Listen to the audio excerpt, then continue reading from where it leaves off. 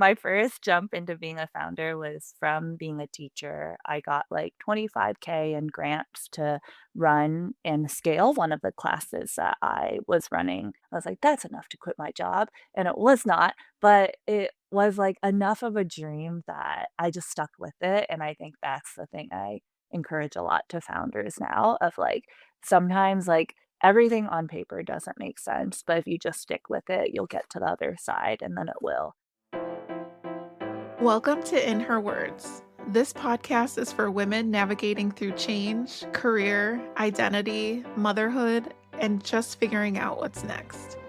I'm Roberta Dombrowski, host of In Her Words and founder of Learn Mindfully. Each episode, I sit down with women who are asking big questions, navigating transitions, and trying to make sense of life as it shifts.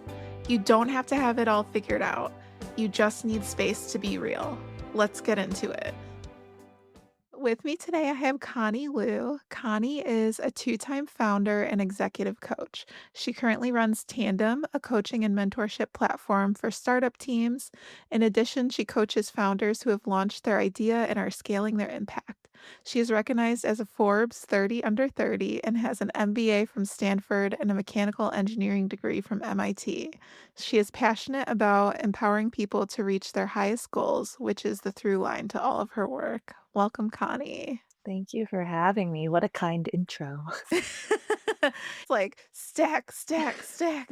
Every time I hear it back to back, I'm like a little shy about it. Oh, well, let's dive in. I'm so excited. Obviously, your career journey has been winding, so many accomplishments. You've trained as an engineer. I'm curious what kind of motivated you to move into entrepreneurship and education rather than really traditional tech. We have Elon Musk kind of obviously. Yeah. What made you jump kind of in one direction versus the traditional path? I feel like what I ended up doing was plan circuitous career path of you're right. I started out in engineering and almost pretty immediately went into education. And a lot of that was spurred by my experience in engineering, to be honest. One of the first things I got to do as an engineer at MIT was work on projects that had real world impact. So the first project I worked on was called Finger Reader. It was a camera mounted on a ring to help blind people read on the go. So they could trace under the line of Wow. any text in front of them and be able to have more agency over their text. And then being able to work with a team and build that was the most empowering experience of my life until then. And something shifted in me of almost like an anger. Why was I just learning to memorize facts and bubble in answers and get really high test scores rather than seeing the impact that I can actually have in the world? So that resulted in this shift from I still had a ton of passion for engineering and especially engineering for social impact and building assistive technologies, but I found that every minute I had outside of the classroom or outside of having to attend class, I was going to some school in the Boston area to teach STEM classes or workshops because so much of my drive was how do we make sure that education is not what I grew up with and much more focused on solving real world problems. So I took the leap right after school to become a teacher instead of an engineer. It was a very unpopular decision with my parents, but they're on board now with with kind of enough circuitous decisions. They're ready to accept it. I love what you said about wanting to make education better for than like you had it growing up.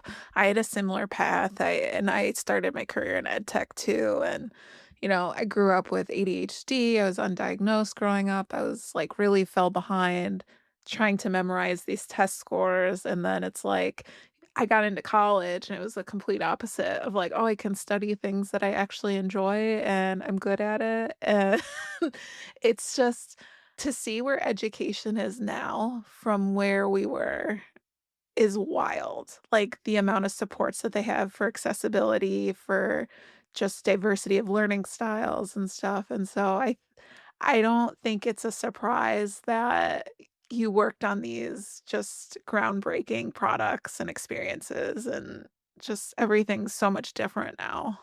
Yeah, totally. And I think so many different levels of like I dabbled in ed tech for a while, and I think technology plays a really important role in increasing accessibility to certain types of learning. So for example, I remember the like hot ed tech product of my day was Newsella because Yep. it could do reading level content for any reading level and made it so a teacher could give for first grade to a fifth grade reading level in the same classroom, everyone has content they can read and learn from.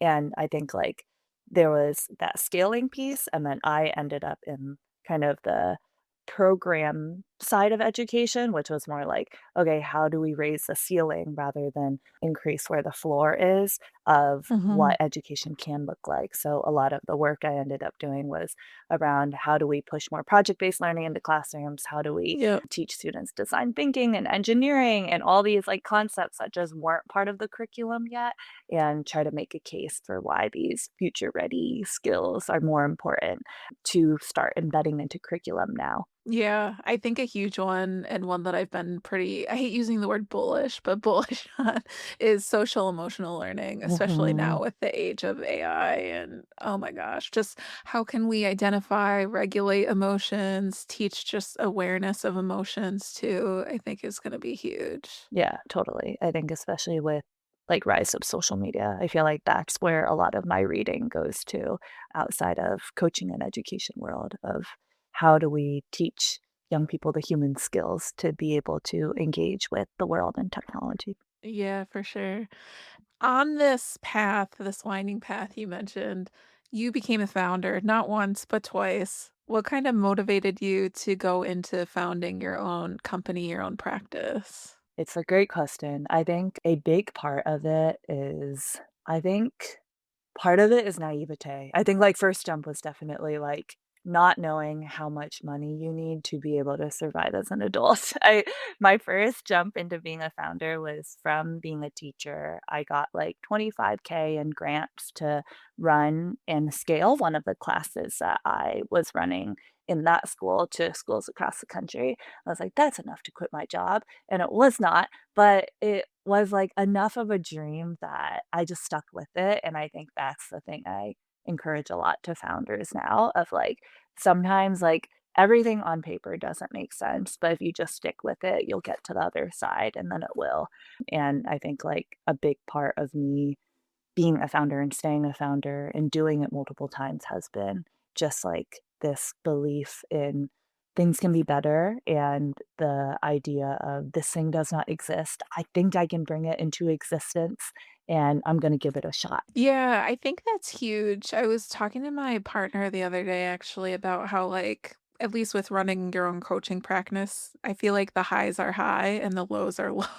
And the Mhm. only way to kind of sustain you through the swings like that is the just coming back to the vision and like what's the impact that I want to make to kind of carry you through it. And it's definitely not for the faint of heart, but it is a lot of like perseverance and like it's almost like just looking under the surface and there's so much unseen work. You only see kind of the pop, like the top of the iceberg when you're a founder, but there's so much going underneath the iceberg and it's just like keeping up with it even when like it may not be showing you the results immediately. The word I've heard for it is duck syndrome of like you look stable up top, but you're kicking really hard underneath in the water to make movement forward. Oh my gosh, that's so funny. I haven't heard that one before. I love it. I am so curious. So you were in the 2019 Forbes 30 under 30 class. How does one even get that? Like, do you get nominated? How did that come about? Yeah, it's a nomination process. I think, like, it's very much like you throw your name into the ether and you hope it comes back with a public announcement that your name is on the list too. So a lot of people, and at the time I was running my first company project Invent, and I really believed in everything we were doing education. It wasn't that big yet. I think I was still a team of one, if not two, but I wanted to, like, see if this was the year, and if not, that's okay. I think I was, like, 24 at the time. So, you ask for nominations, and you nominate yourself, and then you see what happens, and then I remember waking up the day it's announced, which is often, like, mid-December, and then it drops on East Coast time, so I remember waking up at, like, 4 a.m. to check, and then you scroll through the list, and then you see your face, and it's, like, this big moment, and I think a lot of the I try as much as possible these days to help others, especially ed tech founders, get that recognition because it's so it's very helpful for pushing your work forward. I think, like, every year there's a new list, so you kind of fall out of vogue, and, like, the impact from it for after your year, but it's always, like, that in founder life, I think besides, like, fundraising and maybe some, like, deals you close, there's very little way you kinda can you get that external recognition. Oftentimes, they're giving yourself your own recognition of, like, "This is the right path," and I think, like, especially for me at 24, it was, like, a huge deal to even just, like, show my parents that of, like, "Look, I'm not crazy." Yeah, I was gonna say, what did the parents like? I got my thumbs up, I'm not crazy. I Nice. think otherwise, it's like the things they always look to was external validation of like, "Oh, did I work hard enough in high school?" College admissions tells me if that's true, and I ended up getting into business school my senior year of college, so that was always my, like, "I'm gonna do this thing that feels crazy to you of going into teaching instead of engineering, taking half a paycheck." But, like, I think the reassurance that they always needed was often external, and being able to, during that pivot, even point to, like, "I'll go to Stanford in 4 years, don't worry," was, like, a big part of getting their buy-in, but I think nowadays it took many years, but is more given. Yeah, I was gonna say I had a similar journey with like my parents and external validation and trying to tell them like all the moves and like trust the process. I understand what's going on. What was that like for you? Like, do you feel like how did you define success through that period of time? And like, what was the impact of trying to show that to them and like almost prove it to them and get them to understand it in some way? It's a really good question. I feel like even more so than now, I feel like in college, I was very, like, adamant, indignant about this, like, follow your dreams and everything else will follow. That was a big reason why I did the move into education of, like, when I evaluated my own where I put my time, it was very much like the problems that kept me up at night were things the content I would gravitate to would be, like, reading books about the education system and how that has, like, the history of education and, like, what best teaching practices there are. And, like, I was good at engineering and I liked it, but it wasn't in the same, like, I put in the hours, and then when the hours were over, I was like, "Alright, I'm gonna go read over here." So, I think there was, like, this fire in me, and I almost pointed to that fire as, like, you have to follow the fire, and that's what Mm, success looks yeah. like.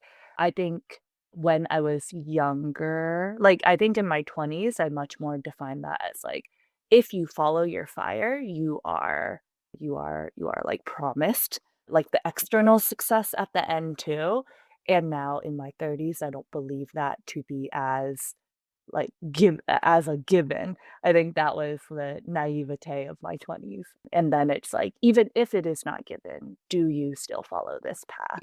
And Yeah. I think recommitting to that with that not necessarily being true, I think was a very important part of me being 30. Yeah, what you're talking about is really like internal motivation versus like the external motivation, the internals, that fire you're talking about, or really your heart. It's like following your heart and your passion that like when everything the world's kind of shouting against it, are you still gonna feel the pull, the gravita towards it? And it's like, yeah, then go for it. Keep going for it. But also know nothing's guaranteed when you go towards it as well. So That's yeah. why I love the topic of your podcast so much. Of so much of the stories that are told are, like, only for the mega successful people, now tell your story backwards. And I feel like there's something really powerful about telling the story in the middle when you're like, I don't know how it's going to work out. All the stories that are told are ones that worked out. So I'm like anchoring on that, but who knows? Yeah. It's kind of like Oh, the more important story to like that is more relatable to people. yeah, I appreciate that. Speaking about that, I'm curious, in your time as a founder, what has been kind of like the most surprising thing or most challenging thing that you've encountered? When I first started Project Invent, straight from being a teacher where I was, like, very much an expert at, like, delivering good education and, like, doing well on the program side, I thought becoming a founder would just be, like, program, but more students. It immediately I came to a realization that, like, being a founder is all sales, and I need to get real comfortable with telling my own story. So, I think that was the biggest brain shift moment for me of like, "Oh, now if it's the case that it's all sales, do I still like being a founder?" And I think once I was able to shift to, like, scale is or being a founder and achieving scale is not just, like, delivering program or delivering service to more people. It's about how do you tell your story? How do you tell the story of your company? How do you, like, sell a future vision? I'm less thrown off this time around with my second company. I always wonder about that because I feel like I'm a total introvert. Like, we've known each other a while. I'm such an introvert. I feel like extroverts must have such a more easier time with like founding because of the sales and I feel like it's very natural to go out and want to tell the story. Because I think about my coaching practice even, and I'm just like, a level of dread still to this point. I think there was so much resistance. It was like the first few months, it's like, "Nah, I don't need to do, like, sales. I don't need it," and it's like, "Alright," like, begrudgingly, the perspective changes Yeah, over the time. begrudging is very relatable of like, Yeah. "Oh, this is what the job is? Understood. Do I want okay, well, here I am, and I want Yeah. to be able to, like, grow this vision and be able to play that role of founder, so I will adopt these skills." Yeah. Do you feel like you're a friend with being salesy, like, selling now? I'm comfortable with it now. I think, like, when I started, it was very much like I had never even I'd grown up very much like, you let your work with the message that let Speak your for work speak itself. for Mm. itself. Mhm. Don't be like I think I saw speaking out, telling your story as obnoxious. Like, that was the lesson I was Mm. told, and I think shifting that was a big part of it. But I will say that I think even for extroverts, like, I've definitely met extrovert founders who are just also not good at storytelling, like, they talk a lot, but like, words don't hit, so that is also Yeah. not helpful.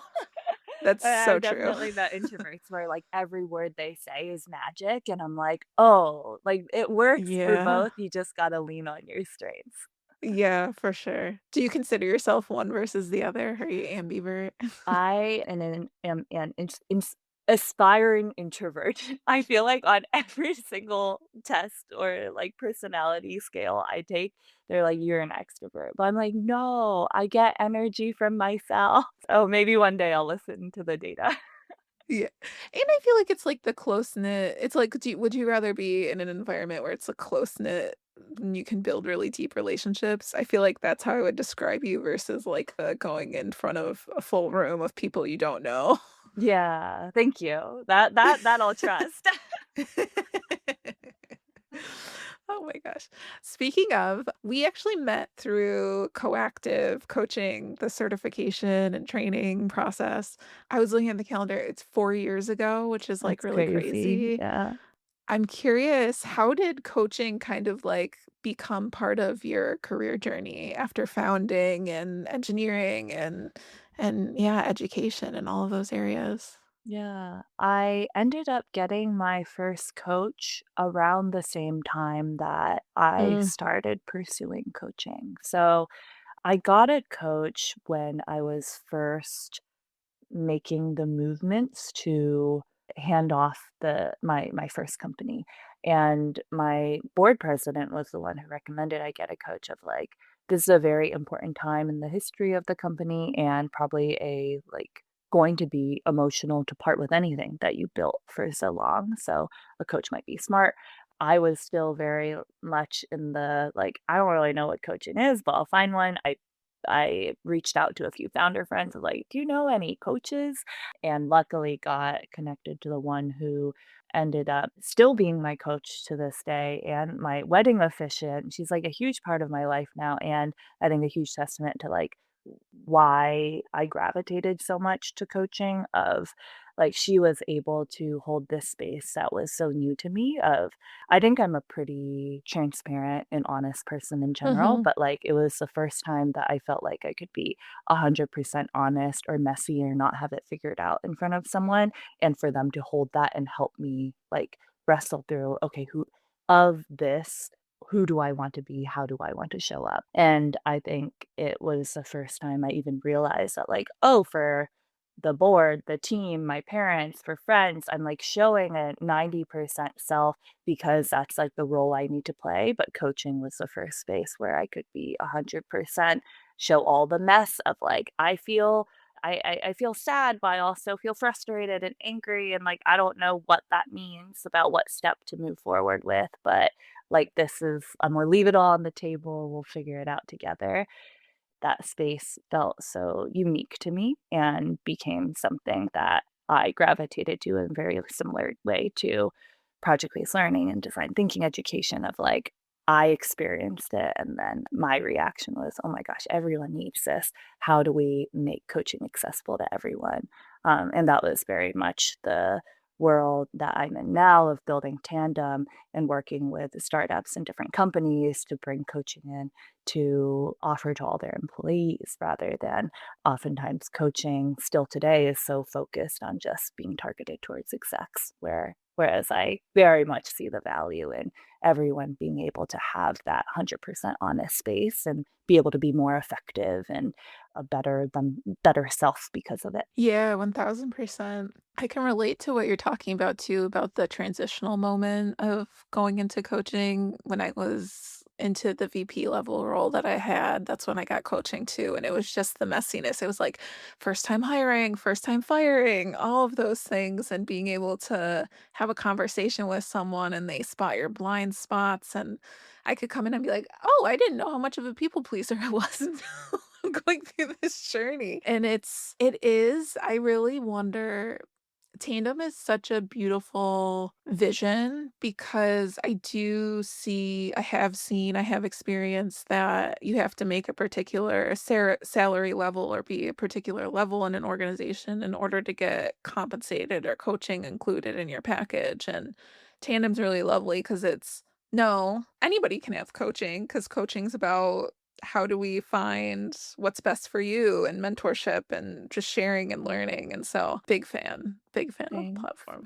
Yeah, I feel like it's been really special to be able to see oftentimes, like, the surprising part too is you can get, like, a pretty junior level IC and an exec, and sometimes they're talking about the same thing because 'cause they're very fundamentally human of, like, "I have this insecurity," and it only comes out in coaching, and honestly, sometimes ICs or, like, junior people in their career are able to make more progress because 'cause they're more willing to share that upfront of, like, "I'm feeling insecure," and then sometimes an exec, like, puts up puts up their walls for the first few sessions so that it doesn't even come out of like, "Okay, we actually gotta target that core problem that you didn't share till, like, 5 sessions in."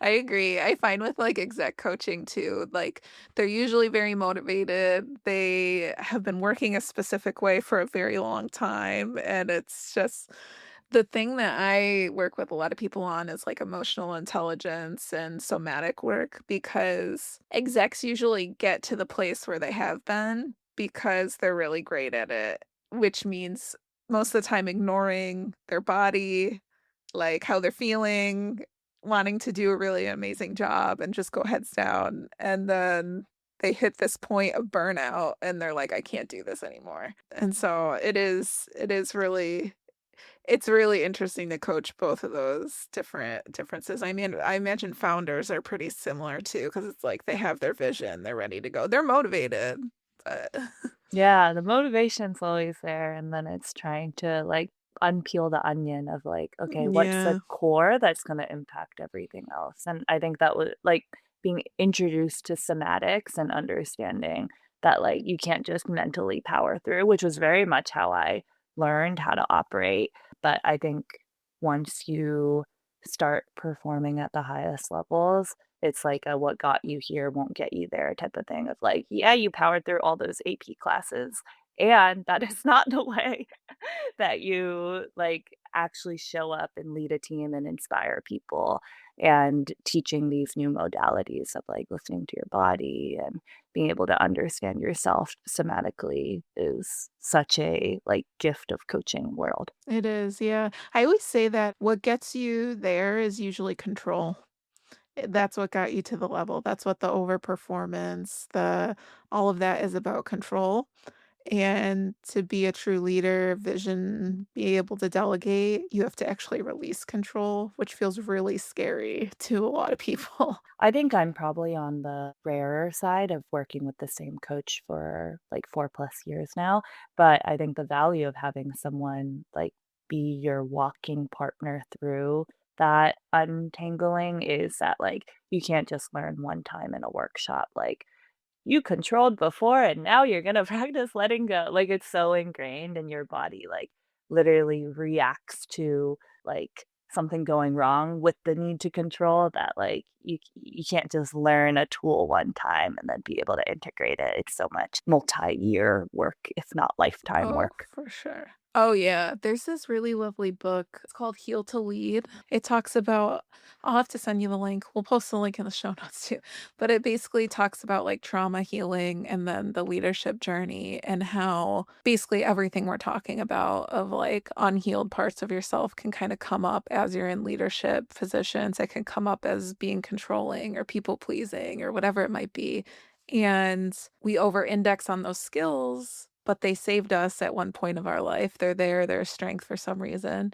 And it's not going to get completely relearned or kind of replaced in a year or 2 years, especially if we're in our 30s, 40s. That's decades of just practice of this skill. And so it really dives into some of the intersections of trauma healing and leadership. So it's a good one. Excited to read it. Yeah, I feel like the visual I always get with that is like if you've walked a road so many times, it's like the deepest road, yeah, you're gonna follow that one each time to because you think it's the shortest path instead of like bushwhacking through a unpaved way of doing things. Yeah, what a beautiful metaphor. How has founding the second time around been going? How's it been different, yeah, from the first time? I think I think of founder energy oftentimes as like a lot of vibration, a lot of like moving back and forth, trying to do the right thing, but not knowing what the right thing is. So it's like a lot of anxious energy. I think I had a lot more anxious energy my first go around. And then with Tandem, I feel like I think more and do less of being able to reflect more on like what's the most effective course of action rather than like throw all the spaghetti on the wall. It's still throwing spaghetti at the wall, but like more pre-vetted sticky spaghetti is how I think of it.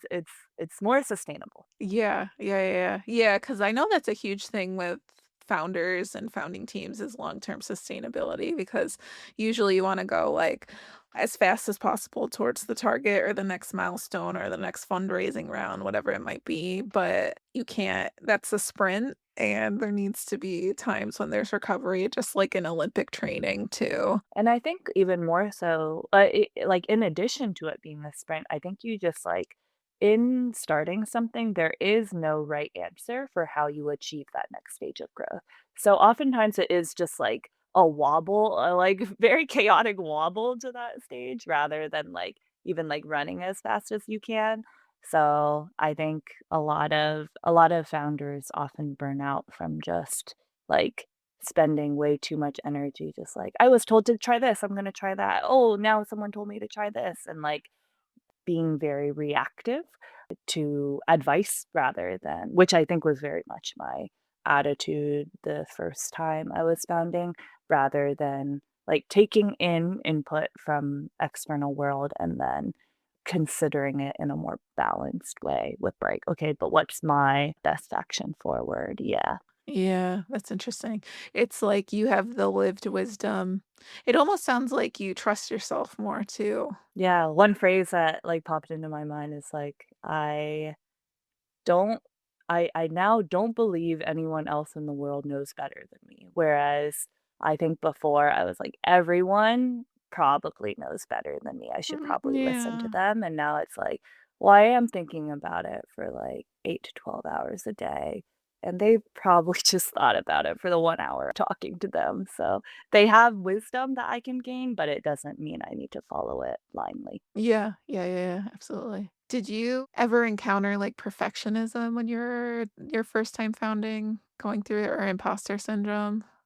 I think a lot of wanting to not disappoint anyone, which meant like always delivering very good work, if not perfect work, but like on time work and never letting anyone down, which I think ends up in the same bucket as perfectionism of like not disappointing Yeah. people, taking on more than I knew I could, but like and then just putting in more hours to make that happen behind the scenes. Do you feel like you have a good schedule now with, like, the founding of Tandem and yeah. I think I just understand better, both like energetically what drains me and what Yeah. doesn't. I think before I would treat everything pretty agnostically of like these are just tasks to be done versus these are tasks with repercussions of like some do energize me and that's why I'm in the work of being a founder, but there's definitely stuff that drains me too.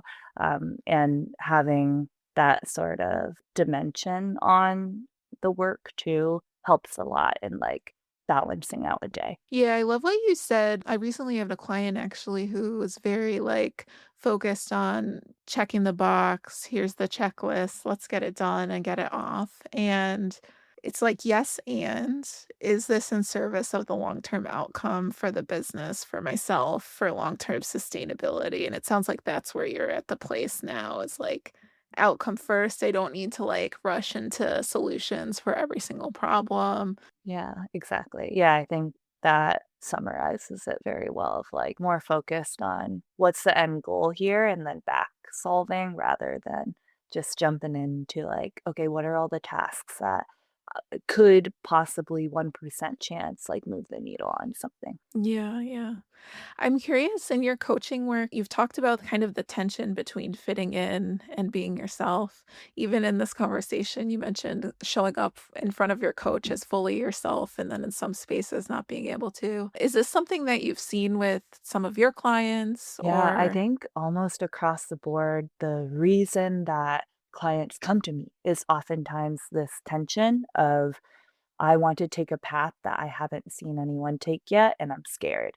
And I think the fear is often taking a path and looking stupid, which can kind of boil down to like, do I fit in? And am I doing something dumb by taking a path that feels personally right and is what I want to do, but might not be the path most followed? yeah, I always say it, like, comes back to there's, like, hierarchy of needs, obviously. There's, like, safety, belonging, connection, and usually those are kind of, like, the primal things that are running in the background, even at in workplaces when we're talking about, like, promotions or fear of failure or something like that. It usually comes back to those primal things in the background. Yeah, I feel like especially with work, we try to make it so unemotional, but so much in that like fitting in, being yourself world is tied to like identity of my title, identity of like who I am as a worker. Am I someone who delivers always on time? Am I someone who no one's ever angry at? And Mm, like yeah. all of those show up in your 9 to 5, but oftentimes are ignored, and then the focus is just on the task list in front of you and getting that Yeah. done. Yeah, and we usually see the behaviors or the impact of it, even though it's going on underneath the surface. So, Yeah, yeah. yeah, absolutely. I'm curious, so one of the things you've also founded was Coaching Corner Community in addition to Tandem. Can you tell us a little bit about what the community is? How did you kinda get started in community building as well? I mean, you were one of the founding members, so I feel like you're a huge part of building the culture of it. But I think community building is such a magical space. I think it feels quite different than like building a scaled service or product, which has always been like my entrepreneurship world in general. But Coaching Corner is very much born out of a conversation with one of the tandem coaches, Jory, and she was just leaving her job to become a coach, and it was kind of became like a brainstorm conversation of like, oh, like I'm coming from a world where I have all these coworkers. Now I'm going to be a solopreneur. There's so many questions on my mind about what this looks like and what would it be like to bring more tandem coaches together to ask those questions.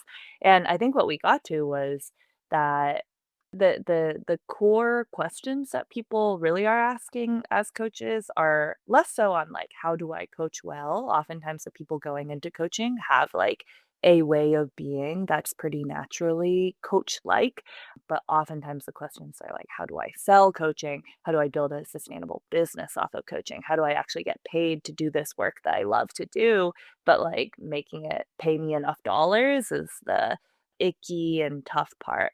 So that became the like seed of an idea for Coaching Corner. We honestly just like each thought of a list of 10 coaches who we knew were in this business building phase too and threw them into a Slack channel, one of them being Kelly, who's a good friend from college, and we started multiple clubs together. So we like have known how to build community together really well. So she very much joined that founding team too, very easily because we like I think she just, like, fell into it of knowing how we work together and how we brought people together around shared beliefs and passions before, and, like, we all just knew where to plug in, and I think we got very lucky with the type of people we invited of with those initial 10, it was, like, purely based on vibes we got in the past with these people. There was no application process, there was no, like, big rubric of who should be there. We just are like, "Oh, these people I liked talking to when I talked to them." And luckily that I think a community lives or dies based on those initial people and how they interact and what they model. Because like the modeling that happened from day one of like being vulnerable, sharing about like what you're really dealing with rather than the surface level transaction of like, how do you set up payments? And really going into here's what I'm feeling uncertain or insecure or scared about was really key in those early days and have kind of carried Coaching Corner until now and continues to grow it to the 170-ish members Oh, we have wow. today. Oh my gosh, that's crazy. That's amazing. It's funny, I always say that, like, especially with discovery calls, when you're doing calls with, like, prospective coaching clients, it's usually about vibes, like, how do you vibe with the person? And the same thing is true about community too. It's like, what's the vibe of the community? And especially now, I feel like communities are more important than ever. Like, we have a loneliness epidemic within the US, the world going on, and it's especially with COVID, and we're so distanced from each other. Once you find the space where you can bring that vulnerability and show up as yourself, it's really, really beautiful to witness and profound to witness. So, Yeah, I feel like a lot of coaches I've met all have some sort of origin story where they felt that tension of being themselves or fitting in, and I think that's what drew them into coaching and creating that 100% honest space, and therefore they really know how to be good community members too. I think that's a not to be taken for granted skill, much like what you were saying at the beginning of like social emotional learning is something that we need to teach kids so they can flex that emotion and vulnerability as they get older in spaces like this. yeah. So, we've been chatting. I'm curious, what is something you've been curious about lately? I think top of mind has been this one statistic I saw in an HBR article where people have been using the number one use case for AI nowadays is companionship and therapy. And I think a lot of what we touched on throughout this conversation has been really related to the concern I feel for that of like, I think people are just scared to be awkward in front of each other now. and it's so much easier to be vulnerable in front of AI, and I think there's something, like, anthropological that's very interesting about that, but also very scary of, like, people are leaning out of human relationships, therefore creating things like a loneliness epidemic and leaning into interacting with AI because it's less messy, it's easier, they always support you, and they don't you can't, like, trigger an emotion, you actually don't need to learn the interpersonal skills that are often the hardest to adopt and are often a lifetime struggle, but what is so beautiful about being human around other humans too, of, like, having a, like, friend that you've fought with and then picked it back up and then figured it out and understood each other better is such a beautiful thing, but we don't get to have it as much if everyone just leans into AI for their relationship building, so I think my, like, curiosity is both in anthropologically, why I just wanna see the studies that come out in the next year or 2 around, like, humans interacting with AI, why are they leaning so much into building these very emotional relationships with AI? What sort of outcomes come from that? But also, like, more on the what actions can we take side, I think I'm personally very interested in, like, how do we encourage people to learn more of the skills and be more comfortable with leaning into the awkwardness of just being human in front of other humans. I so agree. I actually had I contract some coaching work, and through one of the jobs earlier this month, I had a client who was talking about using a chatbot for therapy, and I was just like, "Oh my god." Like, for really heavy therapy too, and really, I think it's great to get ideas from AI, and, like, I use it all the time for, like, writing and content ideas and stuff like that, but for trauma therapy or something like the somatic work that we're talking about earlier, you need somebody else, especially to reciprocate to establish the relationship, the partnership, because that's really how therapy and even coaching works really well, is that you're establishing this partnership with someone, like you mentioned, your coach, and sustaining it and building that relationship and growing together. And so the researcher in me, I'm like, oh, such an interesting problem, would love to research it. But then I'm also like, oh, I have such bias against it if I were to research it. That's the sign of a good researcher. You're Yeah. like, "Maybe this is not my battle Nope. to fight." No, not at all.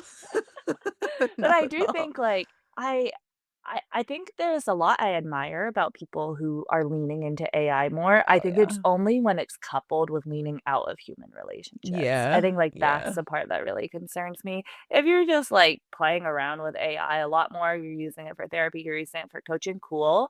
But if that's, like, at the expense of you not sharing as much or not with other relationships or like, trying to decouple from humankind, then that's where I'm like, I think that's the field that I am really nervous about. Oh, for sure. And then as a new mom, I'm like, "Oh my god."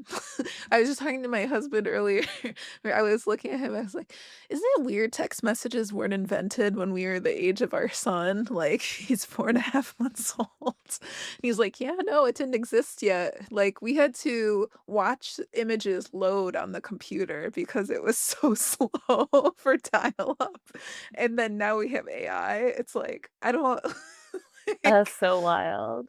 I miss the nostalgic days of my sister is 10 years older, so she already had a mobile phone when I was young, and then she would hand it to me, and then it was like a T9 texter, and then I would literally text myself, but it was like me practicing how to do T9 typing. I'm like, they're practicing much more dangerous things now. Yeah, T9 yeah, ain't for bad. sure. Amazing. Well, Connie, I'm curious, how can people connect with you if they wanna keep in touch and stay connected? Professionally, LinkedIn works perfectly. I think there's a lot of Connie Liu, so, like, Connie Liu Tandem, you'll probably find me. And then personally, Instagram works. I'm also Connie K. Liu on there, and then that's more, like, on personal end and stand-up comedy end. Oh, I love it. Thank you so much for joining. It was so lovely to have you on. Yeah, this was tons of fun. Thank you for inviting me. Thanks for being here. If something in this episode landed with you, feel free to pass it along to someone who might need it too. You can leave a review, subscribe, or just keep tuning in. We're figuring it out together. And remember, your story, your voice, your becoming, it all matters.